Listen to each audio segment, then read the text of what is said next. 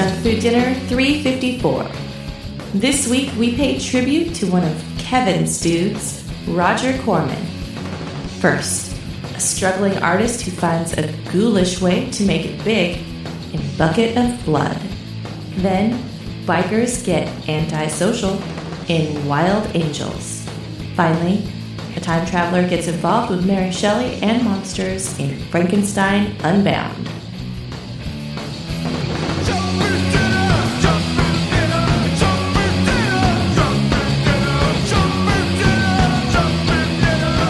Meet my monster.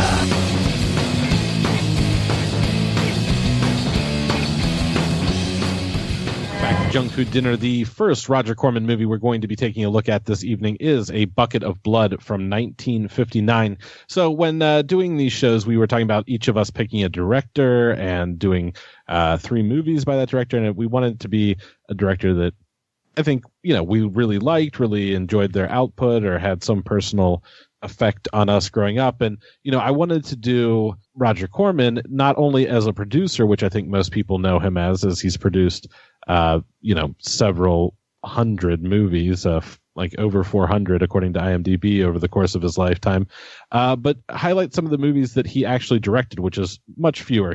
Still a lot. He's directed 56 movies, most of them in the early days of his career. Back in the 50s is when he did the bulk of his directing. And a lot of the movies that he directed are the kind of movies that I really enjoy, the low budget 50s monster drive-in movies. That was definitely where he kind of got his directing feet wet, so to speak, and as well as producing a lot of movies at the time as well.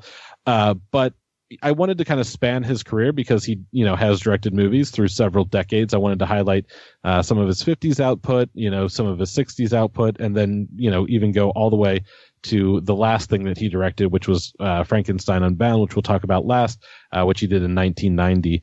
But his 50s input is definitely the one that gets the most attention when it comes to, like, you'll see all the time these Roger Corman DVD box sets that'll come out, and it'll highlight a lot of his early 50s work. And Attack of the Crab Monster, which is one that people cite a lot, recently got one of those Roger Corman collection DVD releases. And but the one that I wanted to do was A Bucket of Blood, because this is a movie that I hadn't seen surprisingly until very recently, when a mutual friend of Parker and I, is a guy named John Holmes, invited me over to his house about a year ago and showed me this movie. He was shocked and amazed that I hadn't seen it before, and we watched it one afternoon, and I really liked it. So to give you an idea of what this movie is, like I said, it's a 1959. It's black and white. It's with the title Bucket of Blood, you would probably think it's a horror movie, and it kind of billed itself as more of a horror comedy. The tagline on the poster says, "You'll be sick, sick, sick from laughing." So they definitely understood and marketed it as a horror comedy. This is one that Roger Corman notoriously made on a very small budget in a very short amount of time. The budget on this was $50,000, shot in 5 days, and he would later, replicate this with his next movie, Little Shop of Horrors, which he would do on an even smaller budget and smaller time scale, basically by recycling the sets from this movie and more or less recycling the plot of a loser who, gains notoriety by secretly killing people. That is basically the plot of this as well. But A Bucket of Blood centers on our main man, Dick Miller, who is a Roger Corman staple and is a staple of just cult movies in general. But you see him in a lot of these Roger Corman either directed or produced movies over the years, usually in bit parts and all the way up and through recent days. I think a lot of people know him most from like his bit parts and things like The Burbs and Gremlins and Joe Dante movies and stuff. But if you watched any Roger Corman's early output, he seems to appear in almost all of them. And this is one of his rare starring roles. And in this movie, he plays a guy named Walter Paisley, a name that he would then bring to a lot of his other roles. Like his character in Chopping Mall, for instance, is also named Walter Paisley. But Walter Paisley is kind of this loser guy who waits tables at a beatnik coffee shop. Doesn't even wait tables, really, just is a busboy at like a beatnik coffee shop. And he's kind of looked down upon by the hipster poets and artists that attend this beatnik coffee bar. And Roger Corman does a good job of both capturing the scene of the beatnik days while also like kind of parodying it in a Mad Magazine type way, really highlighting the eccentricities and the ridiculousness of the beatnik culture. But at the same time, one of the things we'll talk about with a lot of Roger Corman's roles, or a lot of his movies, is he, is a guy that I don't think even by his own admission would say that he was in it a lot of times for the artistic flair of movie making. He was more into it for the, money making aspect of it. And he constantly, sought out teen culture and young people culture because he knew that his movies were specifically for the drive-ins, and he wanted to appeal to a teen audience. So a lot of times we saw Roger Corman chasing fads, whether it be, monster movies, or in later cases, like things like highlighting things like the beatnik culture or the hippie culture or the biker culture of the 60s. And he inadvertently, I think, captured a lot of stuff that maybe wouldn't necessarily have been caught on camera. I mean, while obviously this isn't by anyone's stretch of the imagination an accurate portrayal of the beatnik world, and certainly not the only time beatniks have ever been portrayed on film, I do think that by having his finger on the pulse of youth culture through a lot of his career, that he did inadvertently capture a lot of slices of Americana and subculture that maybe would be underrepresented in film. But anyway, back to the plot. Dick Miller, again, coffee shop busboy. He desperately wants to be accepted by the artists and the poets around him, especially a particular lady that he has his eye on, named Carla, I believe. But he's totally ignored at the best. At worst, he's ridiculed and put down. So he figures the only way that he can get in with this crew is by becoming an artist. But unfortunately, after bringing a block of clay home and just haphazardly mashing it, trying to make a face, he realizes that he has no artistic talent whatsoever. But after he accidentally kills his landlord's cat by stabbing it through a wall, you'll just have to watch to find out how that happens. He gets the harebrained idea to cover the dead cat in clay and bring it to the coffee shop as an art piece. Rather than be freaked out by it, as most people probably would, they are amazed and think that it's great art, and he quickly becomes the toast of the coffee shop scene. All the while, there are two undercover cops at the coffee house looking to bust beatnik, hop heads getting hopped up on heroin, and they are looking to bust people. And when Dick Miller is given heroin, kind of unbeknownst to himself by a overzealous female fan of his artwork, he also is confronted by one of these undercover cops who follows him to his apartment. And so, but rather than be arrested or be killed, Dick Miller flips his shit and kills the undercover cop with a frying pan, and then does the same thing again, covers him in clay and submits it as a piece of art, which only gets him more adulation. The owner of the club quickly realizes what's going on when part of the cat sculpture wears away and he sees the real fur underneath, and then becomes even more suspicious when he starts showing up with life-size clay statues of murder victims. He also murders a woman that's kind of a bitch to him, and under the guise of sculpting her, murders her in his apartment, and then makes her into a model. He then just becomes more and more ridiculous, murdering a guy who's just working with a table saw and using his severed head as an art piece, before eventually going too far with a pretty interesting and uncharacteristic for the time period down ending. This movie is very short. It's a little over an hour long. It's an hour and 6 minutes. It's very much a staple of the drive-in, and like I said, very similar to some of Roger Corman's other work of this time, notably Little Shop of Horrors. But I think this movie is a lot of fun. I think Dick Miller is great in this. He's always a pleasure to see on screen, even in little bit roles. So to have him be in a leading role, I think, especially in this early in his career, I think is a lot of fun. I think the whole vibe of it is fun. I mean, it's clearly, supposed to be like a horror movie, but also has a lot of jokes, and they really do a good job of kind of parodying the beatnik culture and making fun of, their hipster ways. And, just kind of like the bullshit, fake pretentiousness of art. And, I think it's got a lot of stuff in it that you wouldn't see typically in a black and white 1959 movie. Like I said, there's references to heroin. There's a nude modeling scene where there's no nudity, but it's quite a bit more suggestive than most 1959 movies. There's, lots of violence.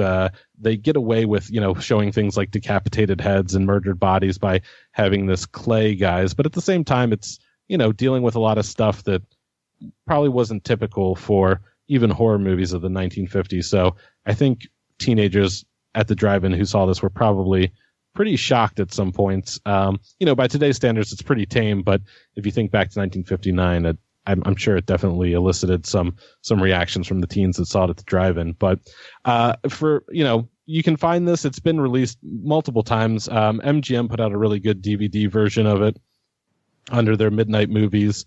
But there's all kinds of budget releases of it. I think this was in public domain for a while, so there was a bunch of budget DVDs with varying degrees of picture quality. But get that MGM one. I know there was a Blu-ray that came out from Film Detectives of this not too long ago. I can't verify the quality of that, but I think this is a lot of fun if you like old school horror comedies that are actually funny and kind of groundbreaking. I think you can't go wrong with this. But what did you guys think of A Bucket of Blood? I like this bucket. Nice. I never saw it before, but I've heard of it. It's like kind of the one, when people talk about early Roger Corman or early Dick Miller, they talk about Bucket of Blood. I recently watched that Dick Miller documentary, and they talk about this movie a lot. So I've always kind of been interested, and I own it. I got it on like one of those 20 movies for $2 DVD sets. Yeah. So I've been waiting to watch it. And yeah, it's pretty good. I watched it on that DVD, and it was like, I was like real bummed out at first because like it looked and sounded like complete garbage. Like it was like sub VHS level quality on this DVD. So I was like real super bored for like the first half hour, and I was like, I like just fell asleep. I was like, oh, I can't watch a movie like this. Like I gotta fall right to sleep. And then I watched a better version with more pixels that Sean Byron hipped me to. So that increased my enjoyment of it 5-fold, I believe. Yeah. Nice.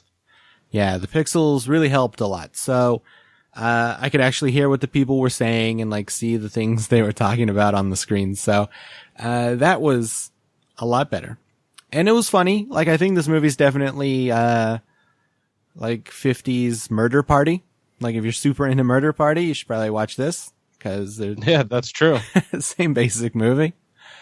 And yeah, it's a lot of fun. I like, I mean, this is obviously set in like the art world and like the beatnik world, but I'm sure it's Roger Corman kind of poking fun and kind of making jabs at, people who take their movies a little too seriously when he's out here making his creature features. And so it works on that level too. And it kind of rides that tricky line where it's satirizing these art students or whatever, these beatniks, but it doesn't make them like super annoying and like terrible to watch, which I think if you do have a case against Murder Party, it's that those art dickheads like are not that fun to hang with. But these ones I was cool with. Yeah. I mean, like, they're obviously, like, pretentious art kids, but, yeah, like, they're not, like, overly, like, comically vilified. But you definitely do feel like they would like Mulholland Drive, like, a great deal. Like, like, they would definitely prefer that to Elephant Man, like, they're those kind of David Lynch fans, I feel. The kind that watch all the seasons of Twin Peaks. despite the fact that it gets bad after the 6th episode. That is not true. I don't know. I couldn't make it past the 6th episode. Anyway, so Sherilyn Fenn is not in this movie, sadly. Speaking of David Lynch. But, yeah, so I don't know. Yeah, this movie's good. It's like fun. It's like super short. If this movie was an hour and a half, I would probably have less good feelings about it, but it's, it does what it's supposed to do, and an hour and 5 minutes or whatever is the perfect time for it to do it in. Dick Miller's really good in this. Everybody else is like, serviceable, but Dick Miller's really good. So yeah, I was also surprised to see like heroin references and stuff like this in a movie. This old. So yeah, I think this, it's pretty fun. It's a nice one. It's a good film.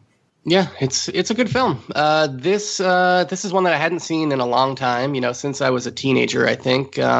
But Corman's a guy that I have a lot of love for. I think anybody who likes cult movies has a lot of love for the guy.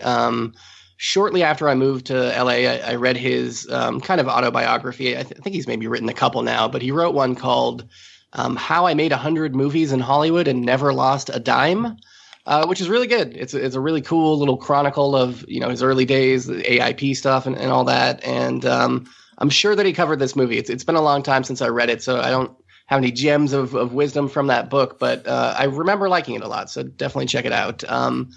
But what I didn't really like was this movie when I was a teenager. When I first saw it, I didn't really get it. I kind of got into horror movies during that 1980s VHS explosion, and I got hooked on like real gory movies at a young age. And, like reading like Gorehound magazine and Fangoria, you'd get really hooked on like the Hellraiser type splatter movies and, Dead Alive and things like this.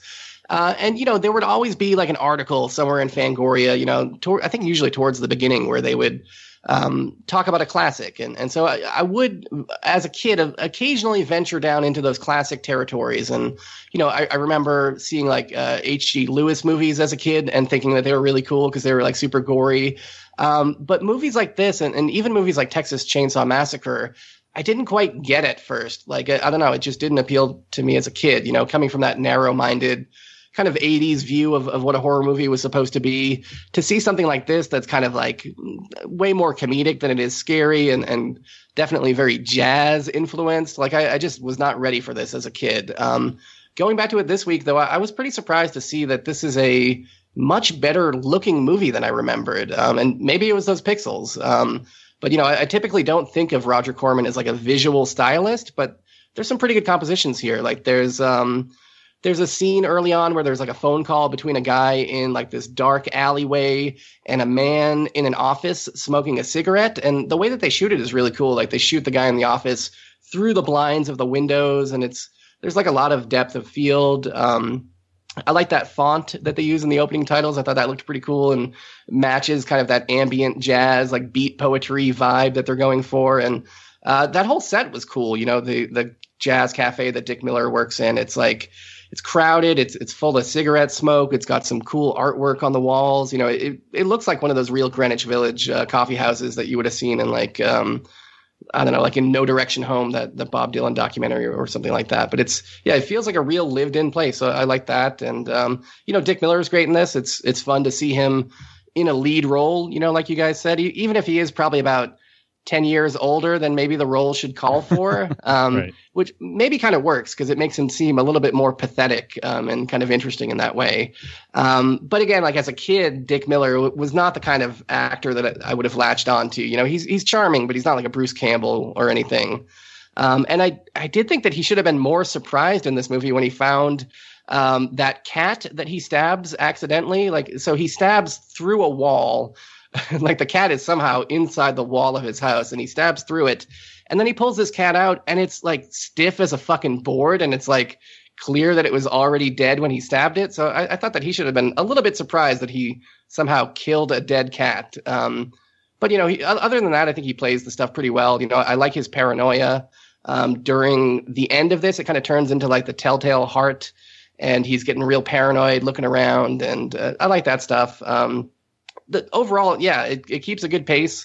it's kind of one of those movies that I think maybe were popular in the 50s where you have a central character that has like some kind of secret going on at home that he doesn't want anybody in his neighborhood to know about, things like the 7-year itch. And I like those kind of constructions. And I think the scope creep on his shitty situation is pretty well realized. Things, start off kind of manageable and they spiral out of control pretty quickly. Some stuff in this is kind of hokey. Like the way when he like drops that statue or the guy at the club drops the statue and like they do this thing where it's supposed to be like the statue cracks and so some fur pops out of it so you can tell that it's like a real cat and not just a sculpture of a cat. But it looks like they just kind of glued some fur to the outside of the sculpture. Like they didn't even really crack it. Like they couldn't afford 2 statues or something.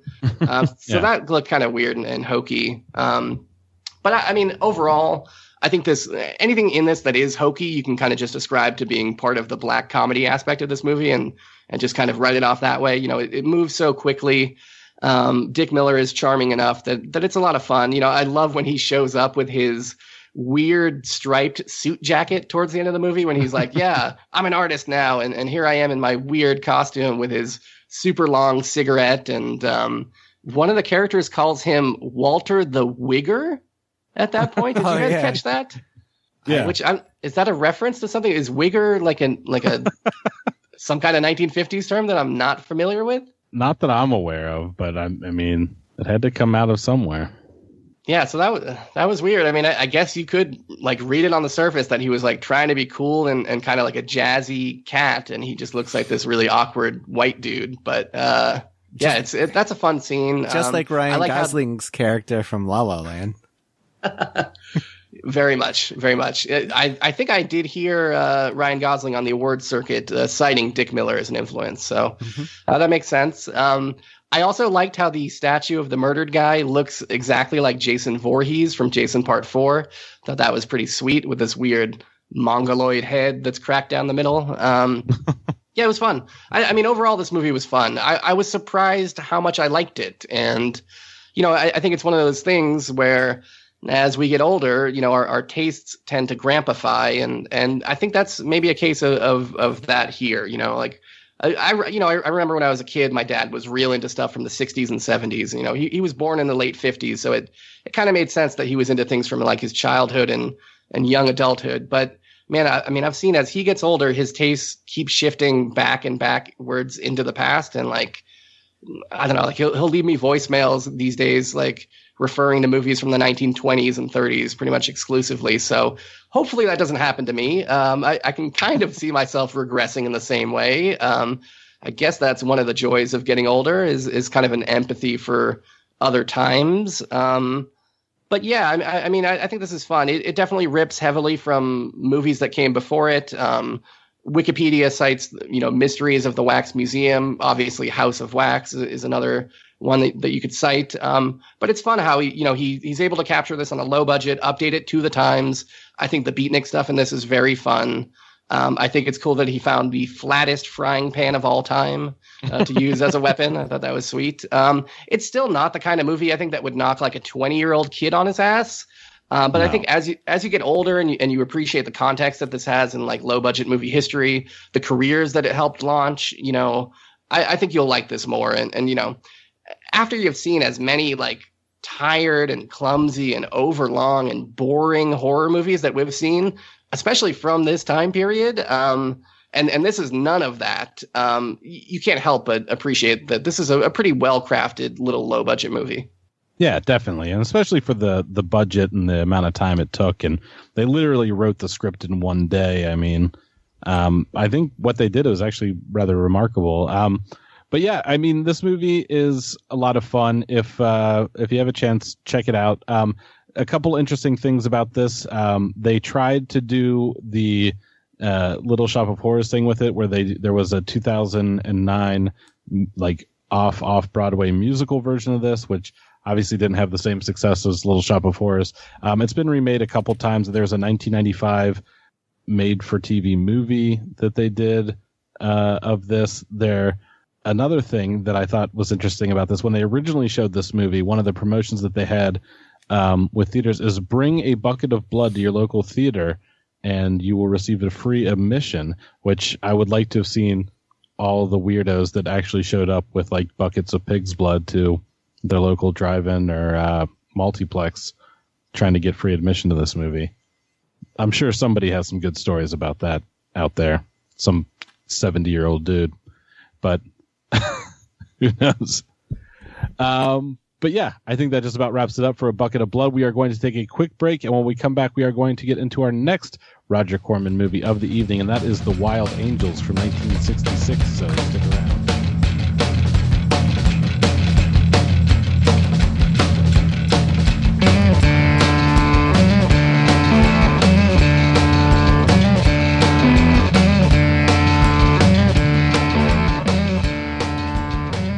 Thanks for visiting the JFD video store. We hope you enjoyed our burning hot takes on this week's selected movie. Check us out on iTunes or junkfooddinner.com for full episodes. The audio version contains 3 full-length reviews per week, topical news segments, and listener feedback. Great for long commutes, exercise, or surviving the impending apocalypse. Thanks to Chuck Linnington for the on-screen artwork. Email jfdpodcast@gmail.com or check us out on Facebook, Twitter, Instagram, Tumblr, or whatever else is going on. We're probably there and wanna hear from you. Until next time, keep washing them dishes. Ba-ba-boom.